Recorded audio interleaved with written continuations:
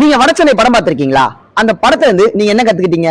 பொருளை போட்டு சண்டை செய்யறது, ரூட் எடுக்கிறது, கொலையை பண்றது, ஊர்ல வந்து ஒரு ஆளா ஃபேமஸ் ஆகணும்னு நினைக்கிறது, ஊக்கடிக்கிறது, கஞ்சா ஓட்டுறது, மாத்திரை ஓட்டுறது, இதெல்லாம் தான் வடச்சென்னை நினைச்சிட்டு இருக்கீங்களா?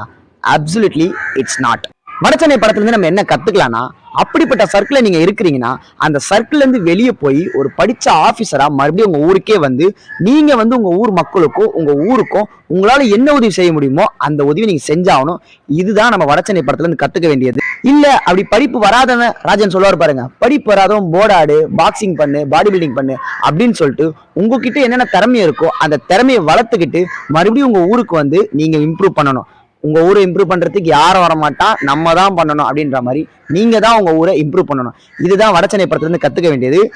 ரவுடிசம் பண்ணா நம்மளும் அழிவோம், நம்ம சுத்தி இருக்கிற சர்க்கிளும் அழிஞ்சுப்போம், நம்ம சரௌண்டிங் அழிஞ்சுப்போம். ரவுடிசத்தை பண்ணவே பண்ணக்கூடாது. படிச்ச ஆபீசராகவும் திறமையாலையும் தான் வளர்ந்து வரணும் அப்படின்றத காட்டுறதுதான் உண்மையான வடச்சென்னையோட அர்த்தம். நான் சொன்னது கரெக்டா இல்லையான்னு சொல்லிட்டு மறக்காம உங்களோட கருத்துக்களை வந்து கமெண்ட்ல சொல்லுங்க.